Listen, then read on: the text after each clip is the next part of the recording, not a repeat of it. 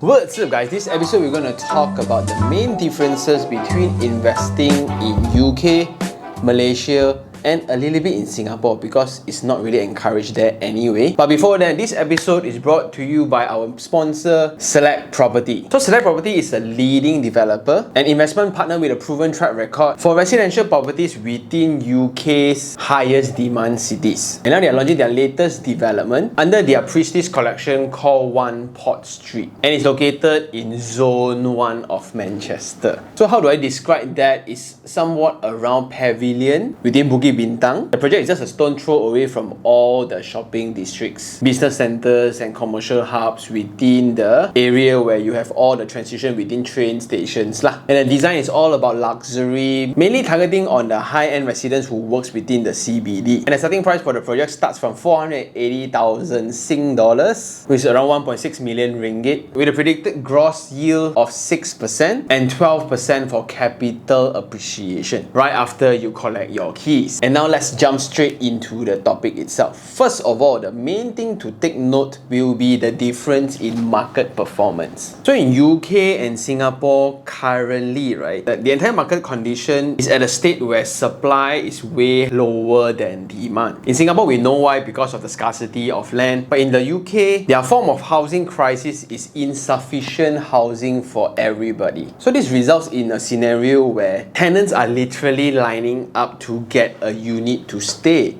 Example for Chu Yi's case, right? A friend of ours that came to the channel, for her exact unit, she asked for 1,200 for rent when her unit was ready within Manchester itself. But the agent there have an open house to get people to come in, and there will be biddings involved. So tenants will bid against each other to see whose price is the best, along with the best credit. Then only the leasing agent will decide who to let out to. In the end, she gets like around 1,004, and this is very weird for us in Malaysia. So because our market here, our supply is way higher than demand. Just in Bukit Jalil itself, in 1 month, recently, I think there have been 7 new launches within a month itself in a small town called Bukit Jalil. Insane. And for Singapore's market, then it has been very serious, where the rental rates are going too high beyond the affordability of tenants already. But for Singaporeans then, their housing policies are very strict, especially if you have gotten your HDB. If you are involved within the government housing, then you need to abide to the rules where you cannot invest in any other properties.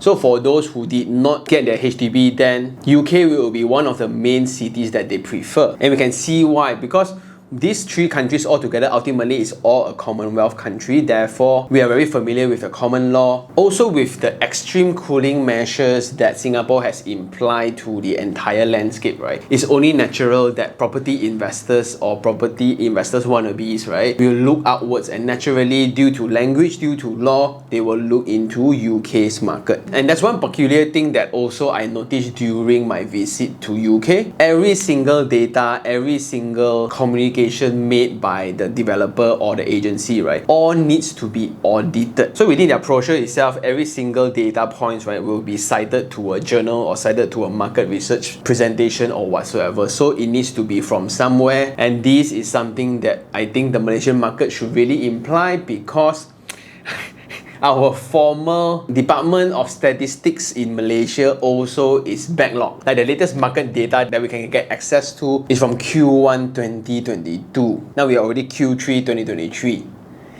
Yeah. Another story to share also during the visit, when the developer was presenting on a fact such as the completion of the upcoming train station, right? Hey, this train station is going to be completed by June 2024. So the entire gang that consists of Singaporeans generally then like, hey, okay, you say 2024, yeah, 2024 lah. And everybody starts walking away. But as a Malaysian, my first instinct is to go check the site. And that's because of point number 2. Whatever announcement made within the Singapore market or the UK market, right, it will definitely happen. It means whatever announcement they were about to make regarding the latest construction, latest progress, latest planning, or latest decision to do anything, right, once it's published within the media itself, confirm they will work or they will happen. But in Malaysia's case, anything can change, or they call it U-turn. For example, during the election of the previous government, where one of the ministers announced that, hey, now foreigners can buy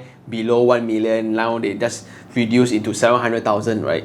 That announcement was made without any discussion from the ministry. So after that particular announcement, everybody starts emailing me or they DM me on Instagram asking, hey, is this for sure? How do I apply this? Just like the MM2H announcement, even the department itself is unsure of the latest announcement, because whenever an announcement will be made, it will then needs to be gazetted, then transferred through the entire department before it gets executed. But before that, everybody just reacts to the announcement, and before the execution, government change already. And that's the main reason why also a lot of Singaporeans are very comfortable when it comes to investing in UK. Well, that also includes Malaysians, because whatever they say, there's certainty that it's going to happen. For example, within this precinct or within the master plan of Zone 1 Manchester, there's going to be an increment of this amount of job opportunities, because there will be tax incentive to bring in companies of certain industry to actually boost the job opportunities within the market. Hence, there will be a lot of demand for the housing. Therefore, the developers then all please be ready to launch, and all data that is predicted and forecasted usually will happen. That's why as an investor, right, these are the certainties that you will get when you invest in the UK market or Singapore market if you can pay the 60% tax lah. But in Malaysia, right, no one can confirm anything. Literally no one, unless you are like me and you are within the market every single day. Then maybe there's still a form of uncertainty, but you just have confidence. The third thing will be in terms of building design. In Malaysia, every apartment or every high-rise, when it comes to residential purposes, right, it's all governed under the Housing Ministry, and there will be a set of template facilities that every project must provide. For example, the swimming pool, playground, multi-purpose hall, surau, and etc. Right? So it's all standard. That's why looking into Mont Kiara, you have so many units, around 30 to 40 different apartments there. You have 30 to 40 individual swimming pools. All of them must have swimming pools. But when I go to UK, then it will be different, because these facilities are given as a selling point compared to their usual walk-up apartments, right? Where the common areas are just corridors and entrances. That's about it. You just literally walk to your unit. That's it. But for the new launches that's coming out right now, we can see the trend of having facilities such as heated swimming pools. You will have co-working space. You will have cafes within the building itself with convenience store as well. And the tenants there are willing to pay more for all these facilities because it's a selling point. Not every project gets that. Also, something to take note will be the difference in design approach. In Malaysia, 99% of buildings are designed mainly focusing on cars. It means that the access must be from a car perspective. That's why you got a guard house. You have the key card for first security checkpoints. Then you go into the car park, and the car park experience is very important for Malaysia. And the number of car parks is very essential. Is it 2 or is it 3 or even 1? Then is it in tandem or is it side by side? These are the things that Malaysians are very peculiar, because we have a lot of cars, or we are just obsessed with cars. But for people who lives in UK, especially in Manchester, when we walk around, right, pedestrian first will be their design approach. Everything comes from a pedestrian first approach, where from the ground floor you can immediately access to the unit via the main lobby that is attached next to the road. If you are driving, then there will be a separate car park altogether, and there will be separate charges for it. But this is mainly due to its town planning, also the weather, which is point number 4. The entire town planning of main cities in UK is based on the zoning. So they will have Zone 1, Zone 2, Zone 3, Zone 4, and it's very clear the outlines for all those zones.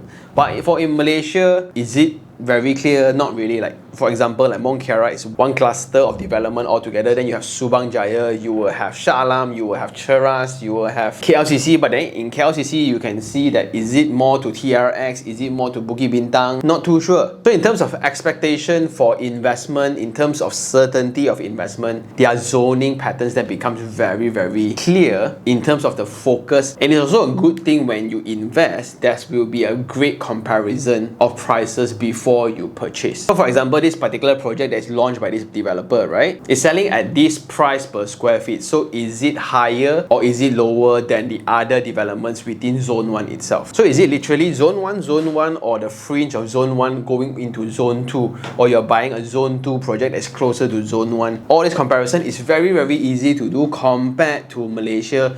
Like, you think about Puchong and Bukit Jalil. Literally, it's a street away, but how come one is Selangor, one is KL, one is so prosperous, so busy? Then in terms of development, like, how do you even decide? And because of that, it's just friendlier to invest in UK compared to Malaysia from a foreigner perspective. And the last point to talk about here will be the loan application process. In Malaysia, when we buy, immediately you need to qualify for the loan first, then only you will pay the remaining balance. And most of them are made by the bank on behalf of the buyer lah. But in UK's case, you buy, once you put in the down payment, right, you apply the loan later, which is sometimes around 6 to 9 months time before the completion of the project. And the criteria of approval for loan is also different. In Malaysia, it's heavily on the applicant itself. So if the applicant's DSR or the credibility is okay, got money, can pay, go ahead. But in UK side, the property itself kind of qualifies for its own loan already. So it means that the predictability of the rental rates is so secured that it can be used to qualify for loans. For example, a unit within zone 1 is getting 1,004 for a 1-bedroom unit, and you're buying it today.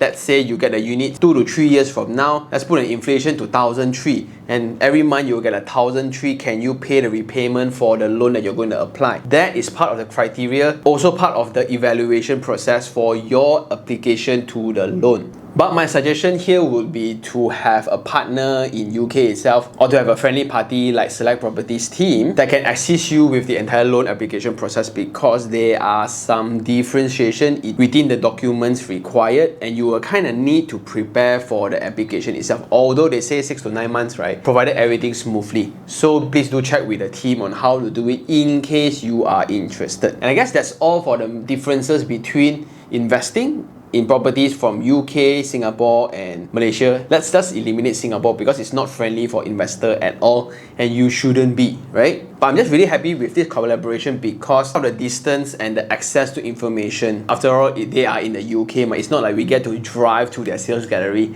It's a 12 hours flight away. And after my study trip to UK, I realized that there are a lot of Malaysians and Singaporeans that actually invest in UK itself, mainly for the reasons of their children's education and diversification. Those are the main criteria why they do it. And Select Properties has kindly sent in their representative to my studio itself, so we kind of have a session that focuses a lot on the insights of why the sentiments are different between UK, Singapore and Malaysia lah, and how we can capitalize on the current priority regeneration areas. And that's one main thing also, like from town planning wise, UK is a very old city with history, so the planning to gazette out a new urban planning for regeneration, right, it takes a long time to do it, but once it's approved, things will fly. We also kind of talked about the culture differences on investing, because like for Asians, right, generally we all like to invest in properties, but apparently residents in UK are different.